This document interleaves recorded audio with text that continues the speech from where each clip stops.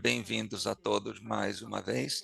E, na verdade, nós vamos falar, quer dizer, de diferentes abordagens nas políticas de estacionamento que têm sido documentadas pelo ITDP e também mudanças necessárias para ajudar a construir cidades mais compactas e sustentáveis, em que o transporte a pé, em bicicleta e público possam prosperar como forma mais atraente de transporte. Nós temos diversos estudos, diversas publicações, webinários nessa área. E nós temos algumas publicações que têm a ver com esses estudos, na verdade, de reformas importantes, e todas elas estão disponíveis aqui por meio desse link no chat. Hoje vamos apresentar, na verdade, temos um participante do Rio de Janeiro, no Brasil, e também da Califórnia, nos Estados Unidos, e vamos falar sobre como a reforma do estacionamento está sendo promovida por essas cidades e quais abordagens estão usando e no que diz respeito ao engajamento, regulamentação e governança. Vamos começar com Dana Yanoka, que é gerente de programas de TDP Global. Ela é autora da publicação que eu mencionei agora há pouco e também já participou da elaboração de vários outros relatórios e guias de políticas públicas sobre a gestão da demanda de transporte e do transporte ativo. Ela será a moderadora desta sessão. Depois vamos passar para os palestrantes, que serão Gabriel Denadai, que é assessor da Secretaria de Planejamento Urbano da Prefeitura do Rio de Janeiro. Ele já facilitou e promoveu uma série de políticas em seu cargo na Prefeitura do Rio e também participou da revisão do Código de Obras da cidade. Depois vamos ouvir Mark Vucevic, que é diretor de política estadual para Streets for All, uma organização de advocacy com sede na Califórnia. Ele vai falar um pouco da história da reforma de estacionamento na Califórnia, com destaque sobre a colaboração de várias partes interessadas e as cidades para promover uma política mais progressiva para acabar com os limites mínimos de estacionamento. Então, sem mais delongas, vou passar a palavra agora à Dana, que será a nossa moderadora desta sessão. Bem, é um prazer estar aqui, é um prazer encontrar tantas pessoas aqui que eu já conheço, de várias partes do mundo. Eu vou começar apresentando aqui o primeiro slide. O objetivo da minha apresentação de hoje é só para contextualizar um pouco inicialmente esse debate e compartilhar um pouco sobre o que nós constatamos a partir do nosso relatório, do nosso estudo. Na verdade, esse relatório inclui alguns estudos de caso muito interessantes. Não teremos tempo, na verdade, de tratar desses estudos de caso hoje, mas teremos a oportunidade de ouvir as experiências do Gabriel e do Mark sobre as experiências deles nas suas cidades em relação à reforma do estacionamento. E, na verdade, isso cria muito interesse em torno desse tópico. Então, inicialmente, eu só gostaria de definir o que nós falamos, o que queremos dizer quando falamos de reforma do estacionamento, ou seja, há dois tipos de estacionamento que podem ser classificados assim, estacionamento em via pública e fora da via pública. Embora sejam distintos, eles têm alguns pontos em comum e ambos devem ser planejados e gerenciados em conjunto. E quando falamos de estacionamento fora da via pública, estamos falando de precificação, naturalmente, áreas comerciais e áreas residenciais também. E também tratamos de, isso na verdade é estacionamento em via pública, falamos também da gestão do estacionamento ao longo das calçadas, ao longo do meio-fio. E, na verdade, o foco desse webinário de hoje não é tanto o estacionamento em via pública, mas eu gostaria de lembrar que, na verdade, nossa organização tem muitos recursos disponíveis sobre esse tipo de estacionamento em via pública. Eu sugiro a todos que tentem buscar essas informações no nosso site, no site do TDP. Mas hoje falaremos especificamente sobre o estacionamento fora da via pública e principalmente a questão dos conceitos de limites mínimos de estacionamento. Isso se aplica, é muito importante para as cidades, para os governos municipais e os níveis mais altos de governo, porque tem a ver com o uso da terra e do espaço público no centro das cidades, que são áreas muito valiosas, e isso também tem a ver com a questão de usos mistos do espaço público, como, por exemplo, para habitações e usos comerciais, etc. E é importante considerar, quer dizer, o interesse que existe em torno disso no mundo todo. Muitas cidades E diferentes níveis de governo estão, na verdade, considerando a eliminação, ou já trabalhando para a eliminação desses limites mínimos de estacionamento.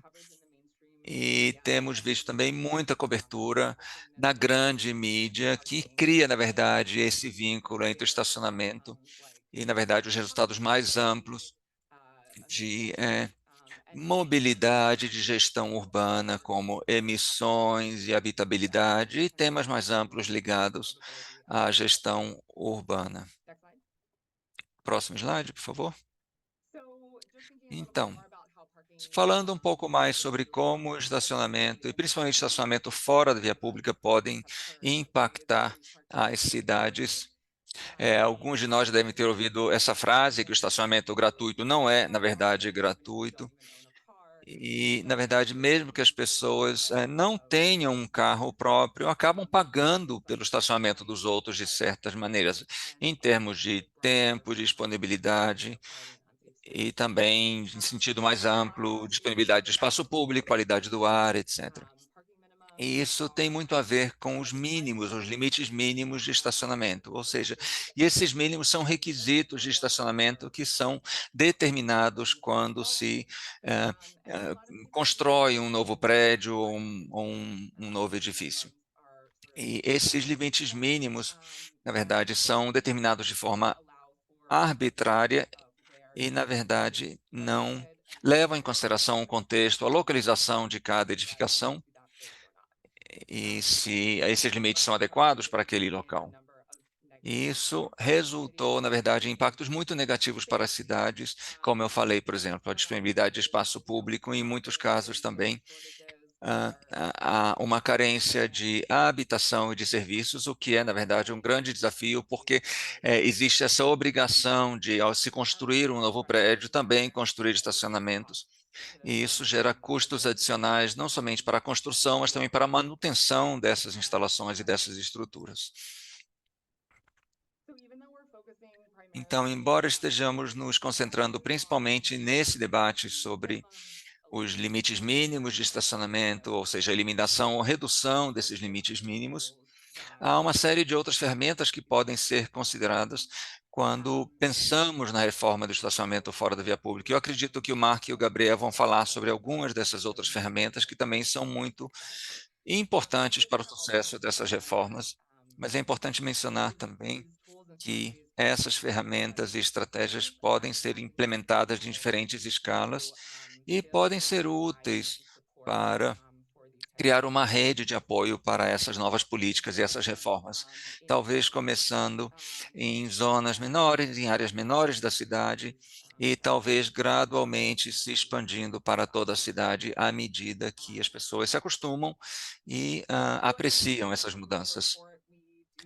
Como mencionei no relatório, nós nos concentramos em alguns estudos de caso, nós temos 6 estudos em diferentes países, e as histórias, na verdade, são muito interessantes. Eu encorajo todos a ler esse relatório e tentar entender mais o que foi feito em algumas dessas cidades. Infelizmente, eu não vou poder entrar em detalhes sobre todos esses estudos de caso, mas eu vou falar de algumas lições que aprendemos a partir desses casos e dessas reformas. E mais uma vez aqui a primeira lição é essa questão dos limites mínimos de estacionamento.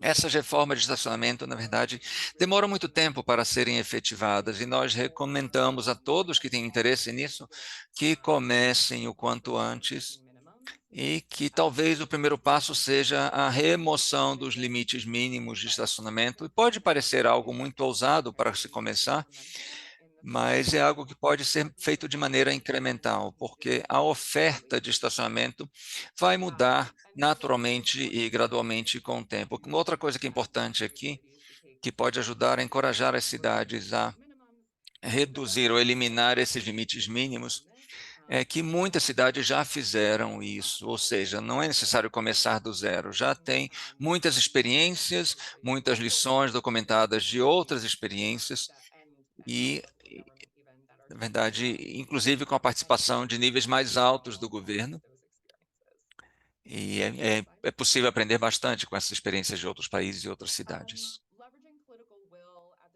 atrair, na verdade, a vontade política no nível certo eu acredito, uma das mensagens mais importantes e mais informativas para nós. Nós vimos em todos os estudos de caso que é importante ter envolvimento político desde os níveis mais altos, e esse apoio, na verdade, é muito importante.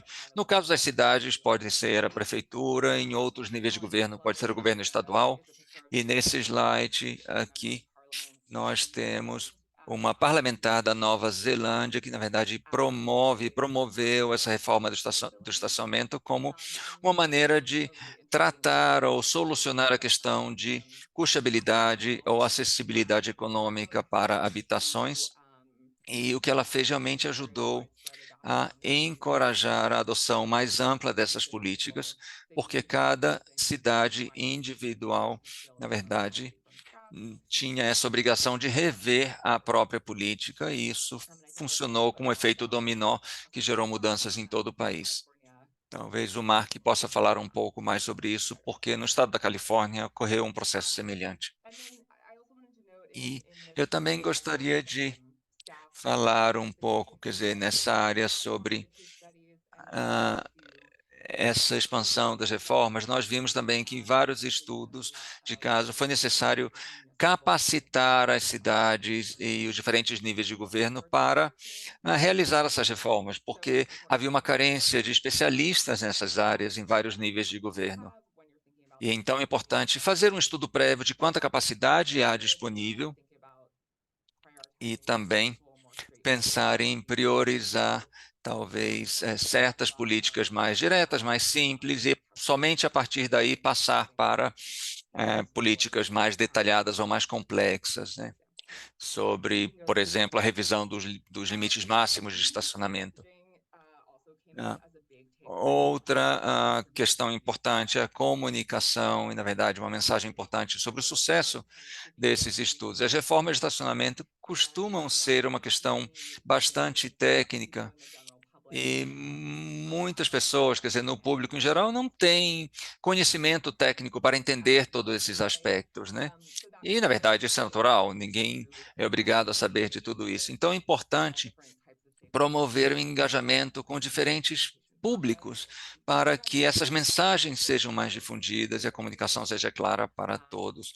Isso envolve governo, envolve grandes empresas, etc. E não necessariamente em relação aos aspectos técnicos, mas principalmente em relação a como o estacionamento pode impactar o bem-estar das pessoas e como isso está ligado, por exemplo, ao potencial de repensar o uso do espaço público nas cidades, nos bairros, em vez de simplesmente se concentrar em reformas mais amplas. E nós percebemos também que esses processos participativos eram muito úteis. A cidade de Atlanta fez um trabalho muito interessante com associações de moradores, associações comerciais locais, por meio de workshops, etc., oficinas envolvendo todas, e engajamento também de jornalistas e da mídia para ah, tratar dos benefícios dessas reformas de estacionamento e divulgar isso entre a população.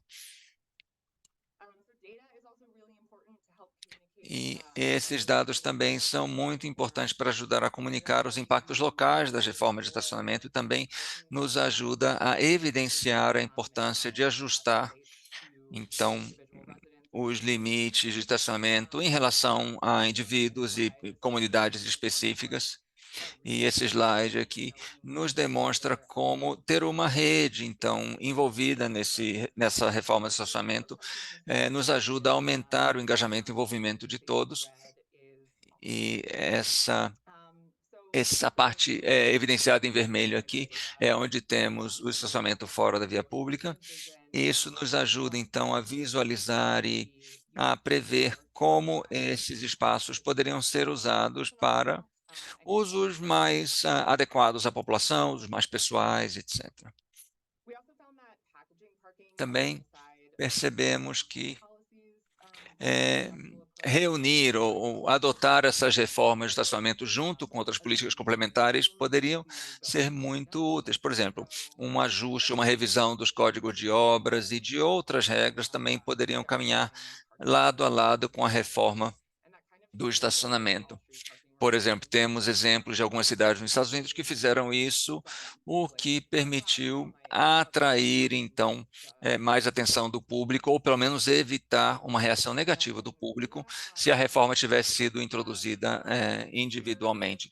Bem, por fim, essa última imagem aqui nos fala de relacionar a reforma dos estacionamentos a resultados específicos positivos, o que pode ser, por exemplo, no sentido de moradias mais acessíveis, mas também tentar solucionar outros problemas que existem. No caso de Beijing, por exemplo, as reformas de estacionamento estavam ligadas, por exemplo, ao uso do espaço público pelos veículos. E é importante que tudo isso esteja integrado nas mensagens, nas campanhas de comunicação, para que todos possam entender qual é a visão por trás dessas mudanças e por trás dessas reformas. E se lembrar que o foco é criar um futuro melhor para todos. Bem, era isso que eu tinha a dizer. E as perguntas e comentários serão tratadas no final das apresentações. Então, eu gostaria de passar então a palavra ao próximo apresentador, Gabriel. Ok, bom dia a todos. Ou boa tarde para aqueles que estão em outro fuso horário. Eu vou compartilhar a minha tela aqui.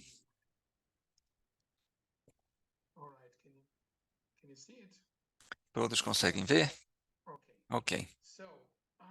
Então, eu vou falar sobre nossa perspectiva do Rio de Janeiro e a reforma que nós fizemos começando em 2018, quando fizemos uma revisão do nosso Código de Obras. É importante saber que nós começamos a partir do Código de Obras, e esse Código de Obras fala de terras particulares, ou seja, nós não tínhamos autoridade sobre o estacionamento público ou em via pública, e foi esse o nosso primeiro passo. Mas isso, na verdade, evoluiu, né? Eu vou explicar depois. O Rio de Janeiro é uma cidade peculiar, porque tem montanhas, tem o mar, e o transporte sempre foi complexo ou difícil na cidade do Rio, principalmente o transporte público. Isso, quer dizer, os sistemas melhoraram um pouco ao longo do tempo, mas nós temos uma foto aqui de como era o transporte no Rio nos anos 70. E teve um momento nos anos 70 em que teve um boom da produção automobilística, muitos carros sendo produzidos no Brasil, e o número de pessoas com automóveis particulares cresceu muito, e as cidades não estavam preparadas para isso. E nós podemos ver aqui essa foto aqui de 1970. Nós temos aí uma foto em Copacabana, é, ou Ipanema, não sei, mas está na praia, e as pessoas iam de carro, na verdade é a praia de Ipanema, e as pessoas iam de carro para a praia, né? E aqui eu queria mostrar também como os prédios eram antes dos anos 70. Eu estou usando aqui prédios de frente para a praia no Rio, nos anos 70. É, na verdade, é o cartão postal do Rio de Janeiro, nem as praias. Nós vemos aqui que os prédios praticamente não tinham estacionamento. Não havia eh, mínimos ou limites mínimos de estacionamento para a construção de prédios. E como os carros eram muito caros, quase ninguém tinha carro naquela época. Esses prédios aqui foram construídos entre o final dos anos 40 e início dos anos 60, e podemos ver que os prédios não tinham garagem, não tinham estacionamento, e todo mundo estacionava na rua. Mas quando houve essa grande expansão da propriedade de automóveis nos anos 60 e 70, houve um choque, porque todos queriam ter um carro, as pessoas estavam apaixonadas pela ideia de ter um carro, mas ninguém sabia onde estacionar esses carros. E aí houve uma reforma do Código de Obras no Rio em 1976. E foi uma reforma exagerada, que demandava, na verdade, um limite mínimo muito alto para estacionamento. Ou seja, que deveria haver uma vaga de estacionamento para cada quarto em cada casa ou apartamento. E, na verdade, se fosse um apartamento com muitos quartos, cada quarto deveria ter uma vaga específica. E, por exemplo, se um apartamento tivesse 2 quartos, uma sala e uma sala de jantar, na verdade, a regra é que deveria ter 3 vagas de estacionamento. Em algumas áreas, por exemplo, na frente da praia de Copacabana, tinha que ter inclusive uma vaga a mais. E o que aconteceu é que como nós tínhamos muitos prédios sem vagas de garagem, na verdade, a ideia é que os novos prédios deveriam ter vagas excedentes para que os moradores dos outros prédios pudessem alugar, então, essas vagas. E podemos ver aqui nessa foto, esses prédios foram construídos nos anos 80, sob a nova regulação, e nós vemos assim que os 4 primeiros andares desses prédios são apenas estacionamento, ou seja, são prédios de apartamentos caros para uma população de renda alta, e os primeiros andares são todos de estacionamento. Aqui temos outros prédios aqui perto da praia, e de novo temos 4 andares de estacionamento, e só aí começam os apartamentos. Isso é péssimo para as cidades, porque não há fachadas ativas, não tem nenhuma relação entre os transeuntes, os pedestres e os prédios. E, na verdade, os primeiros apartamentos começam lá no quinto ou sexto andar. Não há nenhuma relação entre os prédios e as ruas, não há lojas na fachada, não há nada, são só paredes ou muros vazios. Isso se proliferou em toda a cidade. Temos muitos exemplos na cidade toda. E quando ah, resolvemos fazer essa nova reforma em 2017, 2018, queríamos achar uma solução para isso.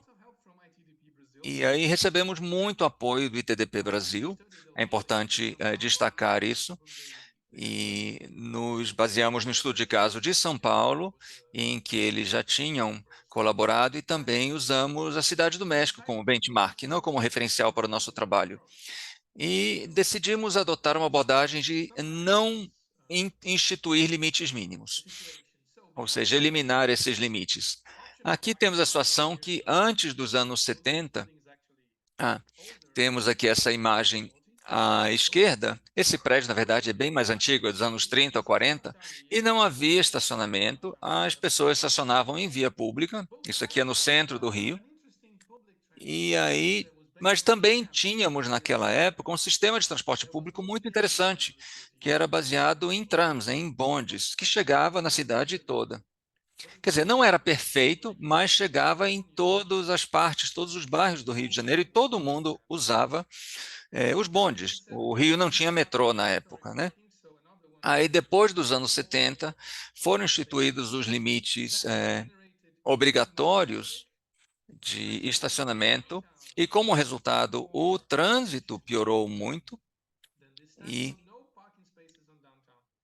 E no centro da cidade, como o centro é mais antigo, não havia vagas de estacionamento nos prédios. E aí o transporte público mudou e foi limitado aos ônibus, ou seja, os bondes foram eliminados e foram substituídos por ônibus, né? Porque os ônibus tinham, segundo a opinião deles, a vantagem de poder trafegar em meio aos veículos em vez de ter preferência como os bondes. E essa é a situação que nos trouxe até agora, até o presente. Bem, durante a revisão, o que pensamos? Bem, nós propusemos, então, não ter limites mínimos de estacionamento, e também decidimos adotar um limite máximo, ou seja, que a primeira vaga por cada unidade residencial seria gratuita. Mas se um apartamento quisesse ter uma segunda vaga, teria que pagar um valor mais alto, e uma terceira vaga um valor mais alto ainda. E também quisemos instituir a obrigatoriedade de estacionamento de bicicletas nos prédios. E já se falou bastante sobre o apoio de agentes políticos, e o prefeito na verdade, nos apoiou bastante nesse sentido, mas nós chegamos a algumas barreiras, e a primeira dessas barreiras foi o sindicato de construtoras. Ah, e eles, essas construtoras, na verdade, não tinham percebido que a exigência de estacionamentos, na verdade, aumentava muito os custos das edificações. Por exemplo, em Copacabana, se você constrói um prédio de apartamentos de 50 metros quadrados, apenas um quarto, seria necessário construir duas vagas de apartamento para aquele apartamento. E, na verdade, essas duas vagas de apartamento, na verdade, considerando as rampas de acesso, etc., ocupariam mais espaço do que o próprio apartamento. Ou seja, seria necessário construir, na verdade, o dobro da área que estaria sendo vendida. E o Rio tem um problema habitacional, porque, quer dizer, há uma carência de apartamentos na cidade do Rio de Janeiro, porque depois da reforma dos anos 70, o preço dos imóveis subiu muito e, na verdade, os apartamentos pequenos começaram a ficar muito raros. E, na verdade, nós queríamos poder construir apartamentos mais baratos, e uma das maneiras de construir esses apartamentos mais baratos seria eliminar a obrigatoriedade das vagas de estacionamento. Por quê? Na verdade, se você quiser construir um prédio com apartamentos mais caros, é necessário oferecer vagas. E as construtoras sabiam que teriam dificuldade de vender apartamentos em prédios sem garagem. E, inicialmente, essas construtoras foram contrárias a reduzir essas obrigações. Então, e aí tivemos, então, problemas não só com elas, mas também com a Câmara de Vereadores. E aí chegamos a um acordo, a um limite mínimo de uma vaga para cada 4 unidades habitacionais, desde que o prédio ficasse num raio de 800 metros de uma estação de transporte público, como rodoviária, ou estações de metrô, ou trem metropolitano. E também o transporte, ou seja, os ônibus integrados ao sistema do metrô. E esse acordo, essa regra dos 800 metros, na verdade, cobriria a maior parte do centro, quer dizer, da cidade. Ou seja, o Rio de Janeiro é uma cidade muito espalhada, muito ampla, muito vasta. Então, nós temos áreas suburbanas que são muito longe do centro do Rio, sem transporte público, apenas com pequenos ônibus ou linhas de ônibus que servem eh, essas áreas. Mas a área mais densa, que seria a parte central do Rio de Janeiro, Zona Sul, etc., essa parte é servida pelo transporte público, e essa regra dos 800 metros, na verdade, cobriria toda essa área. E essa regra foi aprovada, e também foi aprovada a obrigatoriedade do estacionamento de bicicletas. E desde 2018, na verdade, isso está em vigor. Mas, como a Dana falou, essas reformas demoram um pouco tempo para que gerem resultados. E aí tivemos a pandemia logo em seguida. E toda a implementação foi um pouco atrasada, e começamos a ter, então, finalmente, esses novos prédios começaram a ser vendidos, ou os apartamentos começaram a ser vendidos. E a ideia, na verdade, era dar mais liberdade aos empreendedores, aos arquitetos, para que pudessem ter prédios mistos. Ou seja, no Rio de Janeiro é comum que, se, por exemplo, for um prédio de apartamento de 3 quartos, todos os apartamentos terão 3 quartos, serão iguais. E nós pensamos que, na verdade, que seria interessante ter prédios mistos, com diferentes tipos de apartamentos, diferentes tipos de unidades habitacionais e no mesmo prédio. Ou seja, as unidades maiores teriam mais vagas e as unidades menores teriam nenhuma ou menos vagas. E estamos dando os primeiros passos em relação a isso, mas o que estamos fazendo, na verdade, estamos fazendo uma outra revisão, não do Código de Obras, mas agora queremos revisar, na verdade, o nosso plano diretor, que, na verdade, se aplica a toda a cidade. E queremos também introduzir algumas regras para estacionamento fora da via pública nessa revisão. Essa revisão ainda não foi aprovada, a votação deve ocorrer agora em novembro, mas já estamos debatendo isso há diversos meses. E o que queremos introduzir nessa legislação é não ter limites mínimos de estacionamento, mas dessa vez eu acho que nós temos apoio e provavelmente essa regra será aprovada. Ou seja, e essa regra não exigiria a presença de uma estação de transporte em massa na região. E também, ou seja, eliminaria essa demanda de uma cota de vagas. Queremos também pensar, ou começamos a debater a possibilidade de introduzir um limite máximo de vagas, mas essa ideia foi bloqueada imediatamente pelos empreendedores imobiliários. E não sei se vocês lembram quando eu mencionei esses prédios aqui que têm vários andares de estacionamento. Na verdade, essas áreas de estacionamento elas não são consideradas na área dos apartamentos. E, quer dizer, essa possibilidade de não cobrar impostos ou de oferecer algum incentivo para os empreendedores para a construção desse tipo novo de prédios, isso poderia, na verdade, atrair a atenção deles. Bem, pensando no futuro, temos de nos perguntar, ou seja, quem é contrária àquela política de não ter vagas ou não ter limites mínimos de vagas. Em geral, as associações de moradores tendem a se opor a essa ideia porque ah, acham que estacionamentos fora da via pública, ou limites mínimos de estacionamento fora da via pública, ajudariam a tirar os carros das ruas. Mas o trabalho que nós temos feito com a Câmara de Vereadores deveria ajudar a combater essa ideia. E mesmo quando tentamos explicar a todos os benefícios da redução dos limites, muitas vezes as associações de moradores não entendem isso. É importante também destacar que as autoridades de transporte público do Rio não são muito favoráveis a essa ideia, porque acham que inicialmente isso pode aumentar a demanda ah, por vagas em via pública ou a demanda por transporte.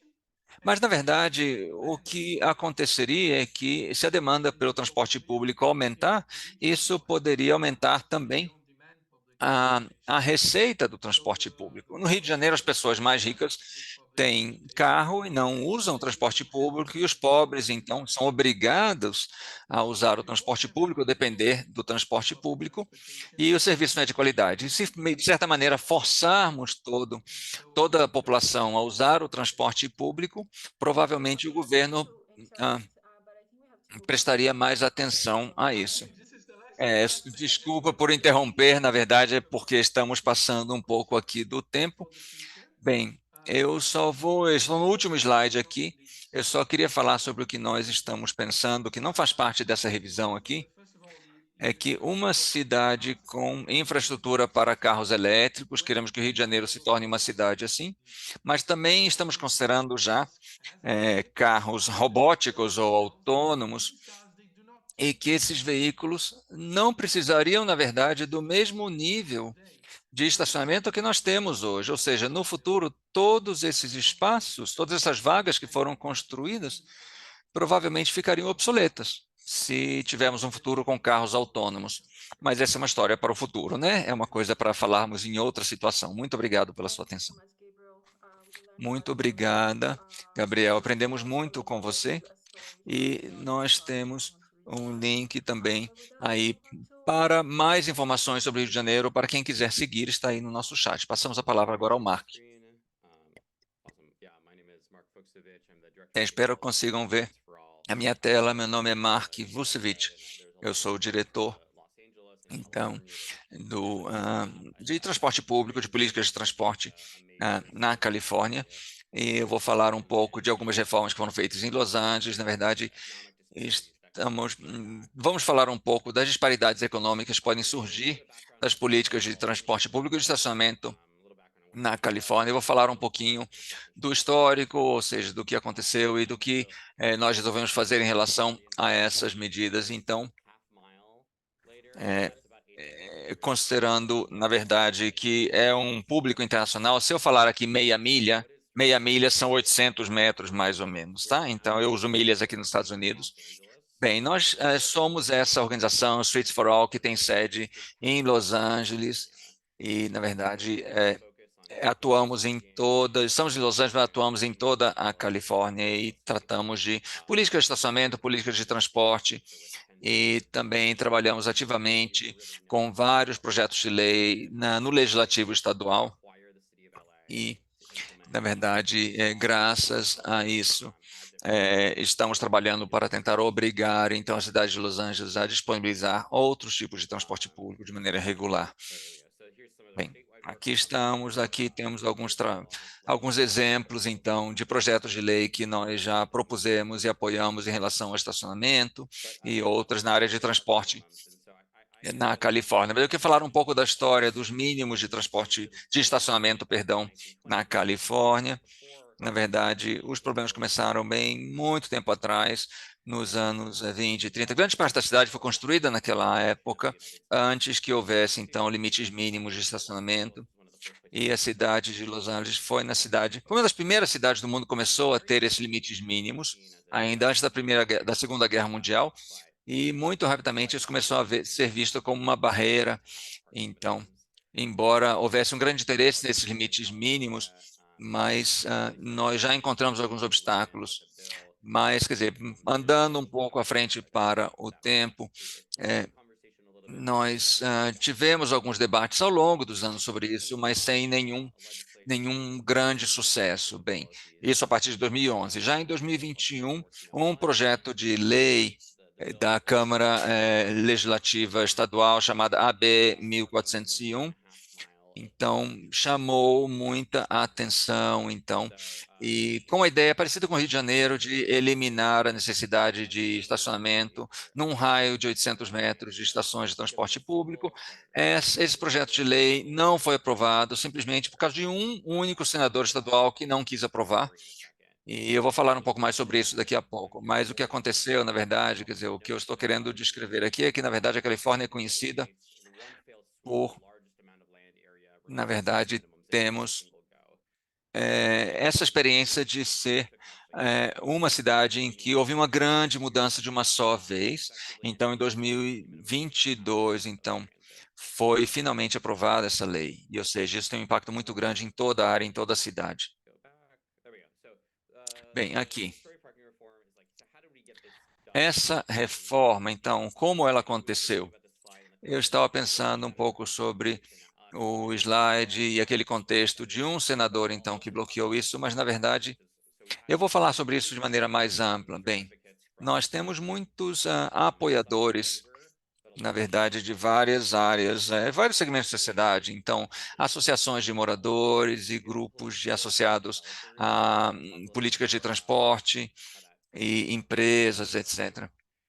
E, na verdade, temos também a UCLA, que é a Universidade da Califórnia em Los Angeles, e esse livro aqui à esquerda, do Donald Shoup, na verdade, é um texto muito importante sobre estacionamento e, na verdade, o alto custo do estacionamento gratuito.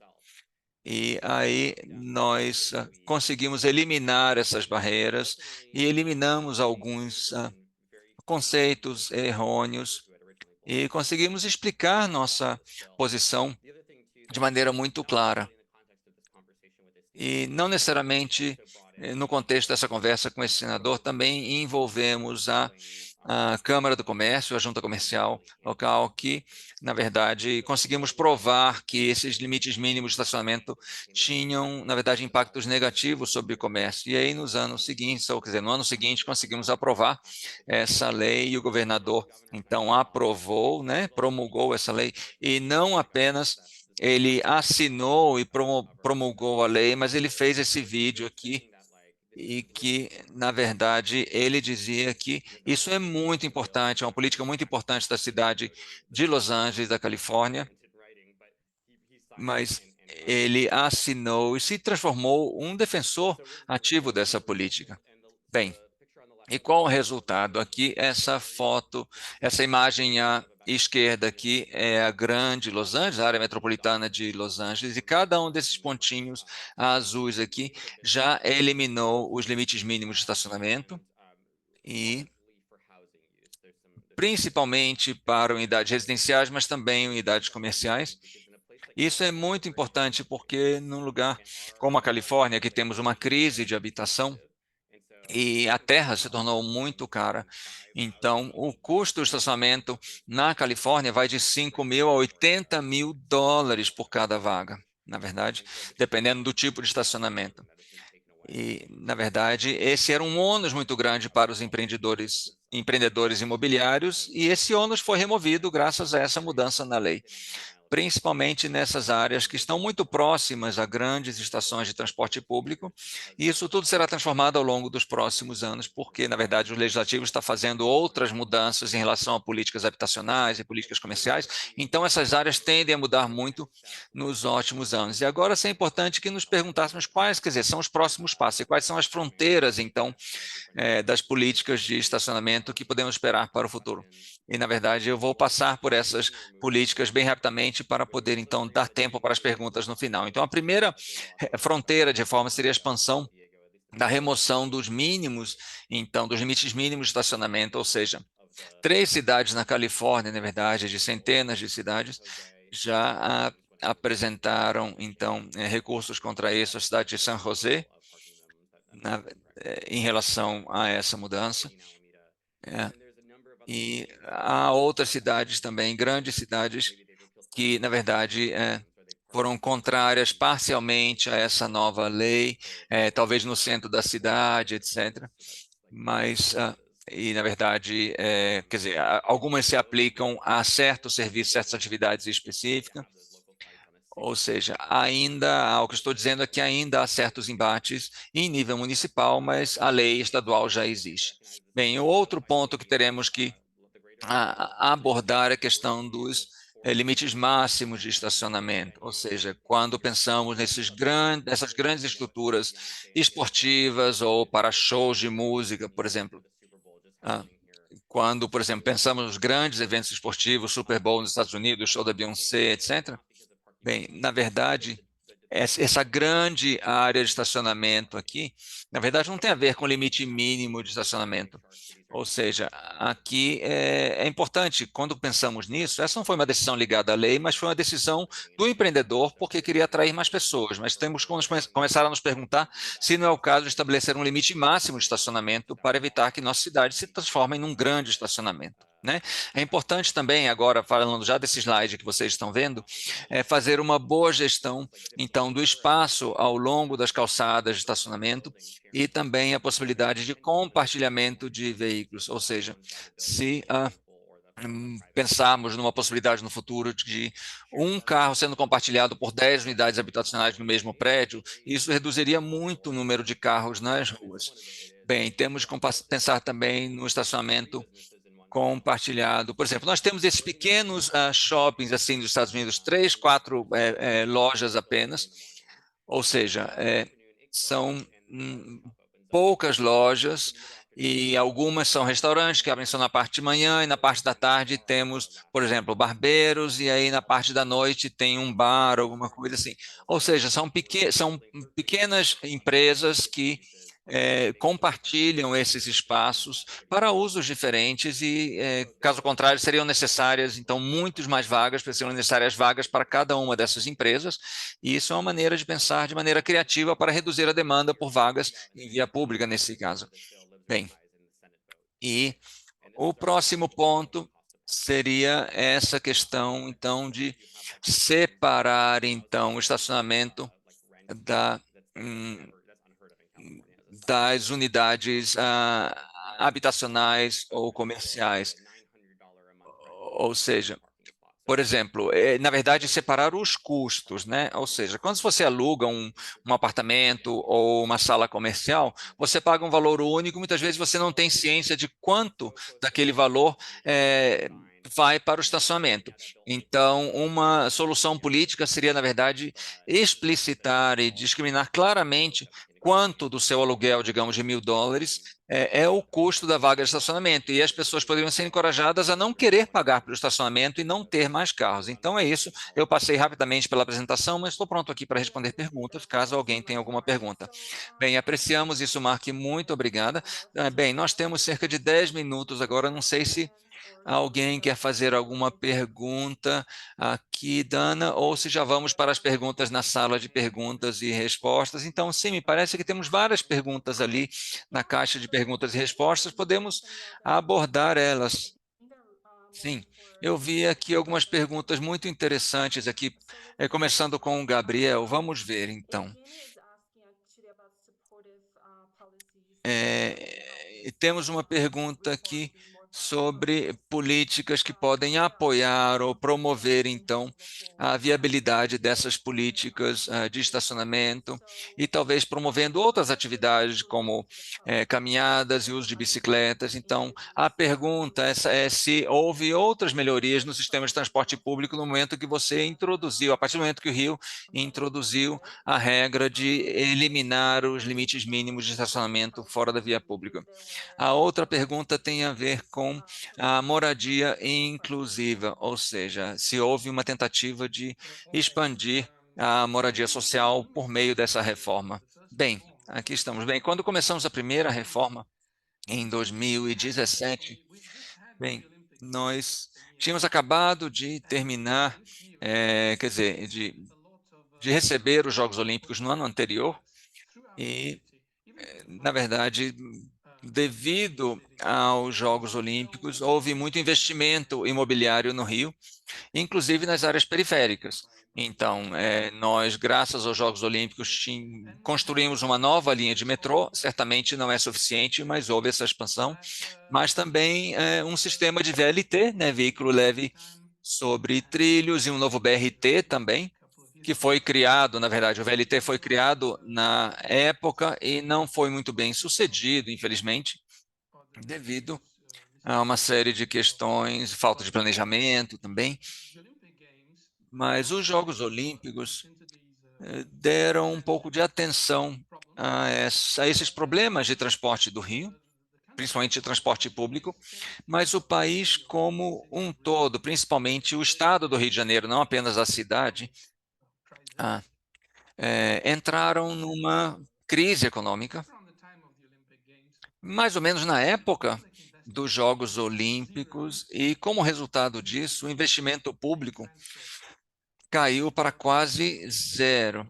E, na verdade, a maior parte desses empreendimentos de transporte são promovidos, então, com recursos estaduais, não mais do que com recursos federais, os recursos estaduais costumam bancar esses projetos. E o Estado do Rio de Janeiro, desde 2015 e 2016, não tinha nada, não tinha um centavo para investir. E, na verdade, nem podia tomar dinheiro emprestado porque tinha um problema de crédito.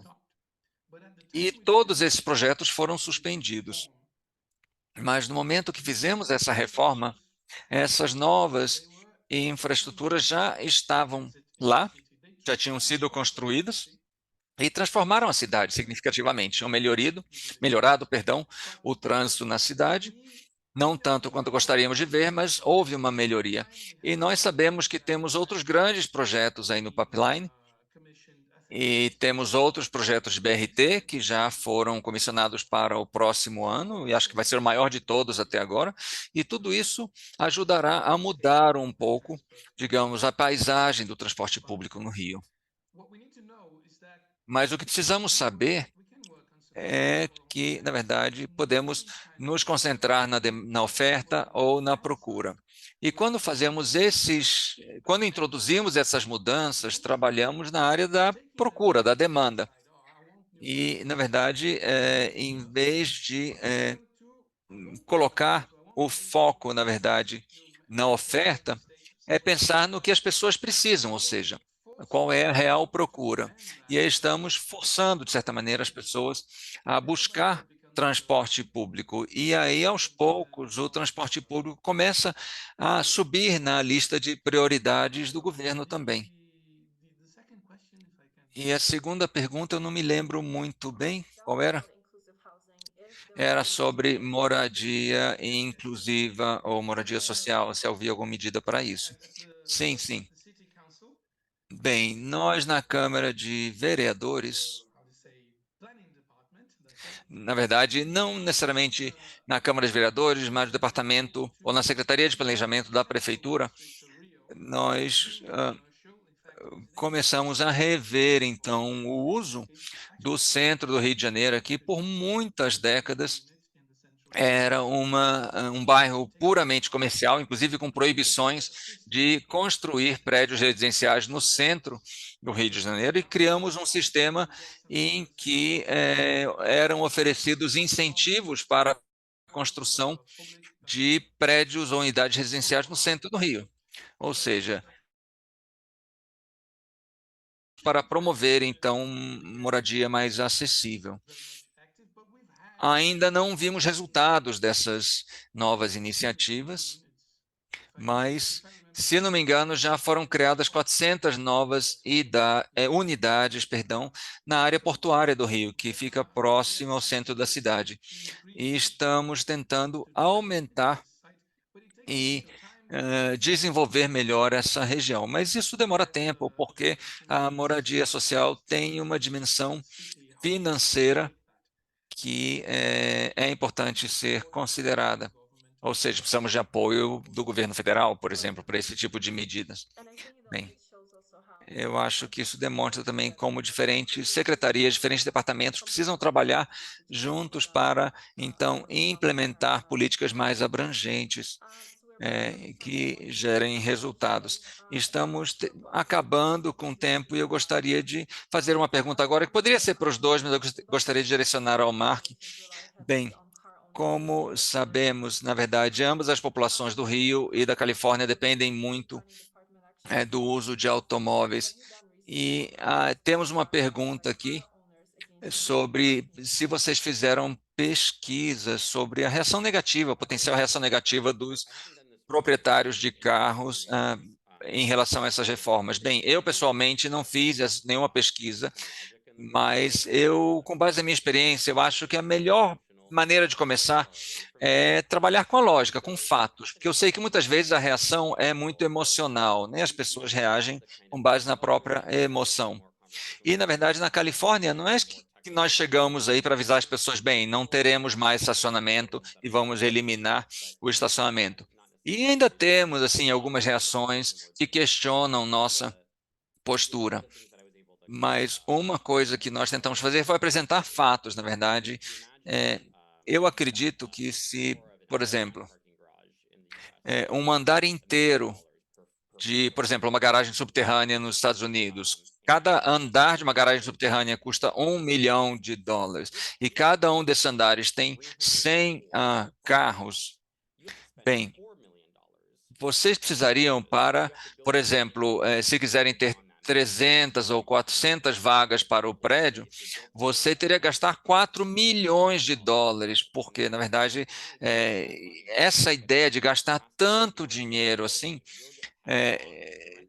quando as pessoas percebem que esse custo vai ser repassado aos inquilinos ou aos proprietários, elas começam a entender que, na verdade, que os limites mínimos de estacionamento não têm a ver com o acesso das pessoas, mas sim uma redução de custos e a promoção de maneiras alternativas de transporte.